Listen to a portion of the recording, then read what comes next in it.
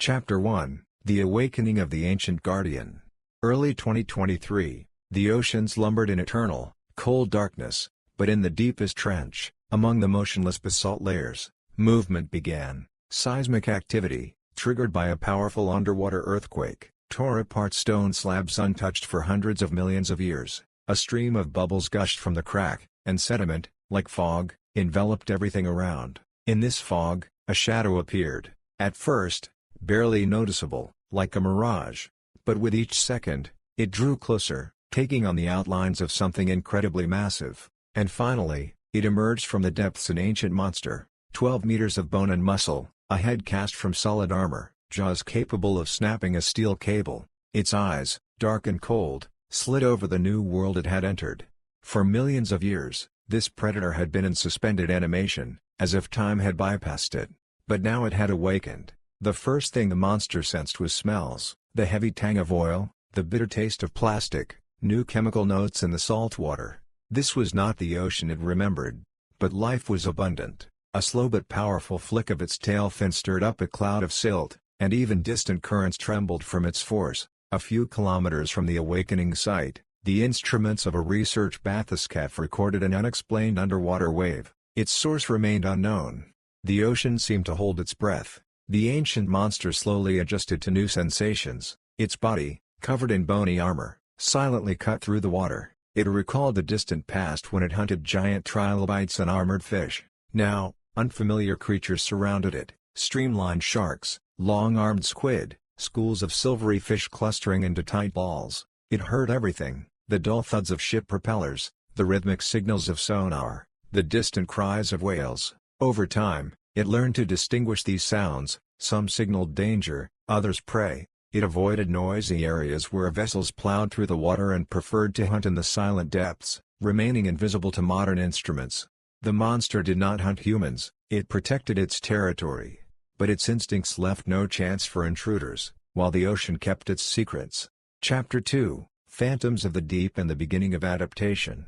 The ancient monster moved through the water like a shadow gliding between rocks. Its massive body, covered in thick bony armor, created almost no turbulence, an ideal predator, designed by nature for silent and deadly hunting. It explored the new world, where instead of familiar giant sea scorpions and armored fish, strange creatures now swam: fast sharks with streamlined bodies, schools of silvery fish clustering into tight balls, and long-armed squid capable of changing color. The monster did not understand them, but instinctively sensed which could be prey and which were dangerous. The sounds of the ocean had changed. Instead of the familiar hum of ancient currents, there were now low-frequency vibrations from ship propellers, sharp sonar signals, and distant whale cries drowned out by mechanical roars. The monster learned to distinguish these sounds, remembering which ones signaled danger and which were mere interference. It avoided noisy routes where metal giants cut through the water and preferred to hunt in the silent depths, where its presence remained unnoticed. Its armor, which once protected it from the teeth of Devonian sharks, now made it invisible to modern instruments, reflecting sonar waves like a mirror. The first weeks were a time of caution. The monster tested new prey, slowly sneaking up on sharks, snatching them with such speed that they had no time to react, or herding schools of tuna, driving them to the surface where the fish leapt out of the water in panic. It observed the ocean's reaction to its actions, as if testing how much the rules of the game had changed. Sometimes it allowed itself to approach the surface, where sunlight pierced the water, but never lingered there long. Its ancient mind understood, this world had changed, and here it needed to be careful.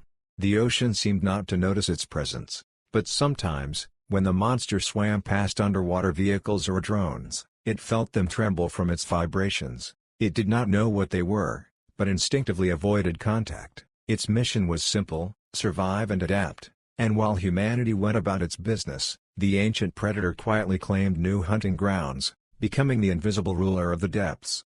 Chapter 3, The Sea Star Tanker and the First Encounter. The night off the coast of West Africa was calm.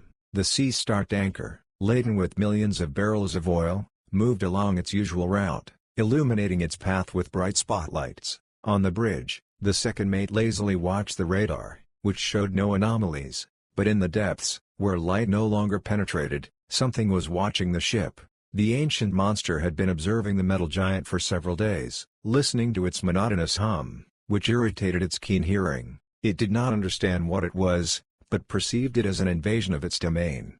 Suddenly, something changed. The tanker slightly reduced its speed, and the monster decided to issue a warning. It surged upward sharply, striking the ship's hull from below. The steel plates bent like paper, leaving deep dents, and a wave of panic swept across the deck. The crew rushed to the rails, trying to understand what had happened. The captain, a seasoned sailor with 30 years of experience, was the first to order a damage check. Underwater, they found perfectly round dents, as if from the blows of giant jaws, and cracks running deep into the steel. Neither an iceberg nor underwater reefs could have left such marks. Oil began to leak from the breaches, forming a black slick on the surface that spread for kilometers. After a few hours, military ships arrived at the scene but found nothing except destruction and dying birds covered in oil. The tanker's crew, in shock, spoke of an unseen blow, but no one believed them. It sounded too fantastical. Meanwhile, the ancient monster, satisfied with its display of power, was already retreating into the depths. It had not wanted to destroy the ship, only to warn. This ocean still belonged to it. The incident with the Sea Star sparked rumors of strange damage to other vessels. Fear spread among sailors, and scientists became interested in the anomaly, unaware that its cause was an ancient predator. Chapter 4: The Forbidden Zone and the Fear of Fishermen. After the incident with the Sea Star tanker, an area in the ocean appeared that sailors began to call the Forbidden Zone.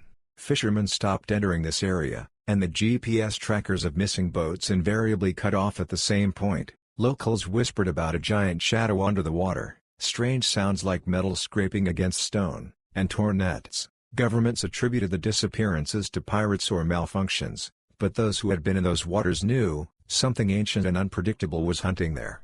Fear paralyzed not only fishermen but also scientists. Several research groups tried to study the anomaly, but their equipment either malfunctioned or only captured blurry shadows on sonar screens. Drive. Marcus Hendricks, after analyzing the data, suggested that something lurked in the depths, a creature whose behavior did not fit familiar patterns. His report was met with skepticism, but even the skeptics began to wonder, what if something had indeed awakened in the ocean that science had not even suspected? The economy of coastal villages began to collapse. Fishermen refused to go to sea for fear of not returning, and tourist companies canceled diving tours. Local legends about sea monsters, once told only for entertainment, suddenly took on new life. People began hanging amulets on their homes, praying for protection, and churches held special services for the souls of those lost in the Forbidden Zone. Meanwhile, the monster, unaware of the chaos it had caused, continued to swim in the depths, guarding its domain from intruders. No one knew what was really happening underwater. The ancient monster did not hunt humans, it simply protected its territory. But its instincts, honed over millions of years of evolution, left no chance to those who invaded its waters. And while humanity tried to find a rational explanation, the ocean silently watched, keeping its secrets beneath the water's surface. Chapter 5: Project Atlantis and the First Confirmations. The international community could no longer ignore the growing number of incidents in the Forbidden Zone. Under pressure from the public and the scientific community, Project Atlantis was launched, a large-scale operation to study deep-sea anomalies. Modern underwater drones, ultra-sensitive hydrophones, and bathyscaphes equipped with the latest technology began combing the dangerous area. Scientists hoped to find an explanation for the strange occurrences, but even they were not prepared for what they were about to see. The drone Irius-7, lowered to a depth of over 2 kilometers, transmitted an image that stunned the researchers. On the screen, a giant armored head with a mouth lined with sharp bony plates slowly swam by. The monster paid no attention to the camera, as if it knew it could neither be caught nor stopped. After a few seconds, it disappeared into the darkness, leaving behind only a murky trail. The laboratory fell into a deathly silence. Drive. Lin Wei, the leading paleoceanographer, was the first to break the silence. This is impossible. We are dealing with the Dunkleosteus terrelli, a predator that went extinct 360 million years ago. The news of the discovery of the ancient monster exploded in the scientific world. Skeptics demanded more evidence, but new footage transmitted by other drones confirmed the worst fears. The monster had not only survived, it had adapted to the modern ocean and was now patrolling its territory as if time had stood still for it. The governments of countries bordering the Forbidden Zone held an emergency meeting. The military proposed destroying the predator, but scientists warned, Intervention could lead to unpredictable consequences. The world stood on the brink of a discovery that could change everything. Meanwhile, the ancient monster continued its life, unaware that it had become the object of intense scrutiny. It hunted, rested in familiar places, and sometimes swam close to the surface, where its shadow frightened fishermen. But now its movements were tracked by dozens of devices, and soon humanity would learn everything about it. The question was only how it would react to this news, with fear, curiosity, or the desire to destroy what it did not understand. Chapter 6, Coexistence, Titan and Fish Farms. After the world learned of the existence of the ancient monster, governments faced a dilemma: what to do with the relic that had become a threat to shipping and fishing. The military proposed radical measures: torpedoes, depth charges, and some even spoke of a tactical nuclear strike. But scientists, ecologists, and paleontologists were categorically opposed. They argued that destroying the monster could disrupt the fragile balance of the ocean and lead to an ecological disaster. As a result, a compromise was reached: Project Titan, whose goal was not destruction, but coexistence. Safe corridors for shipping were developed, bypassing the areas where the monster hunted. Maps of its routes and resting places were compiled based on sonar and underwater drone data. In parallel, a new type of underwater farm Titan began to be built, protected by sound barriers and electromagnetic fields that repelled the predator without harming it. The farms looked like huge domes of strong mesh, slowly drifting at depth. They allowed fish to be farmed without encroaching on the monster's hunting grounds, and even indirectly fed it by releasing part of the school into the wild. The first months were tense. The monster approached the farm several times, but upon hearing the low-frequency vibrations, it turned away and swam off.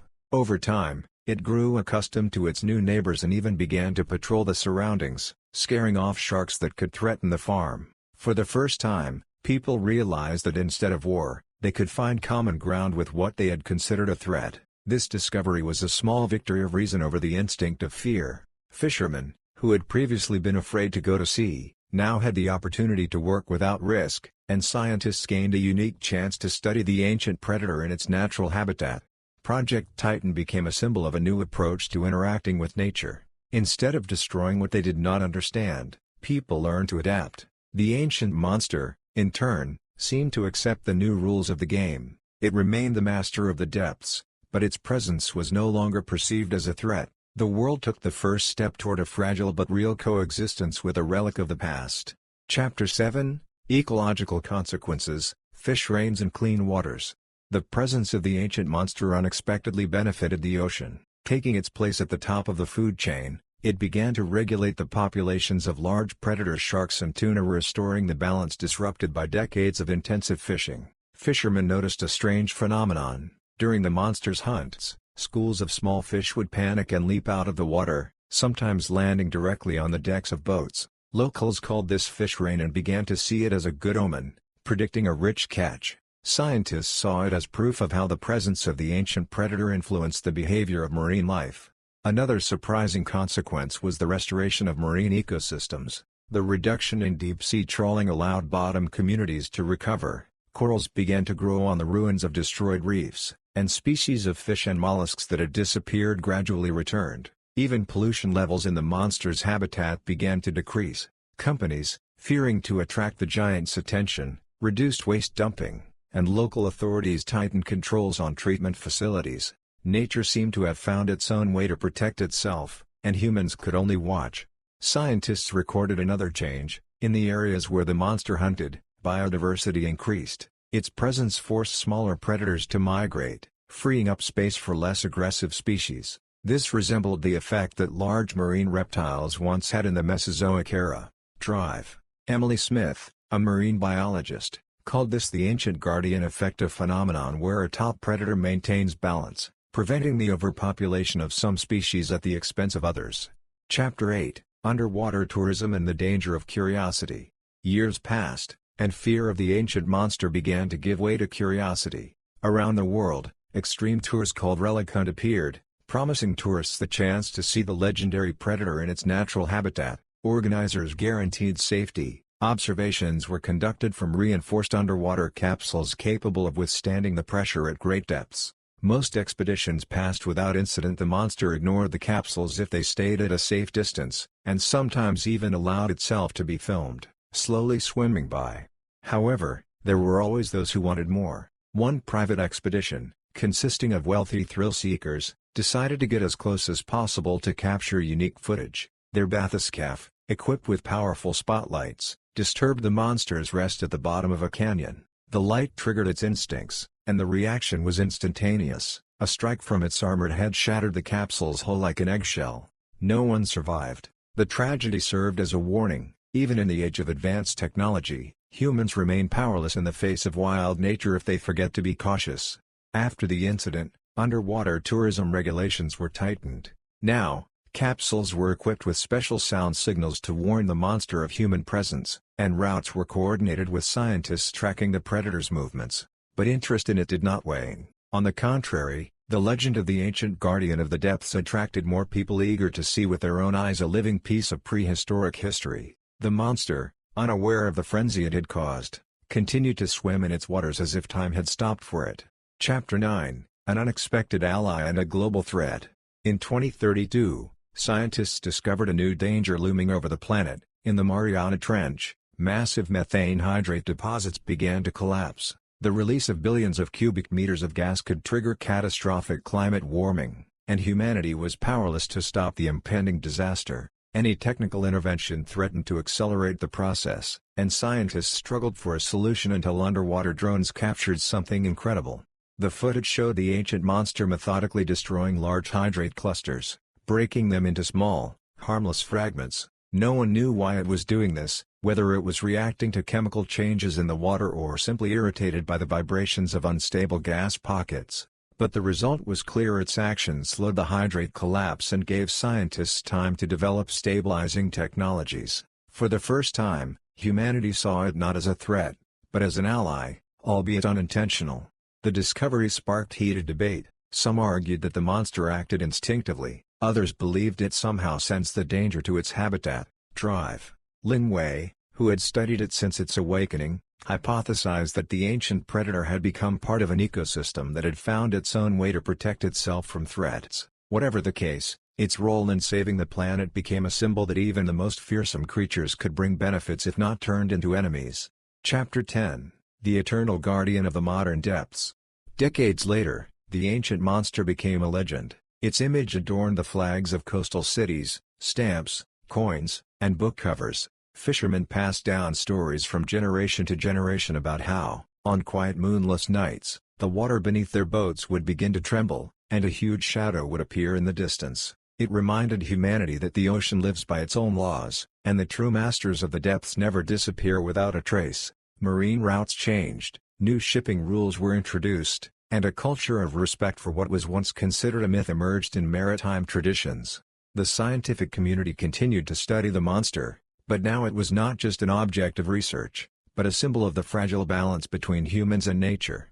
Drive. Lin Wei, who had devoted his life to its study, wrote in his final work, "It is neither enemy nor friend. It is a part of this world, reminding us that we are only guests on this planet." His words became famous, and the ancient predator itself became a living lesson in humility before the forces that humanity has yet to learn to control.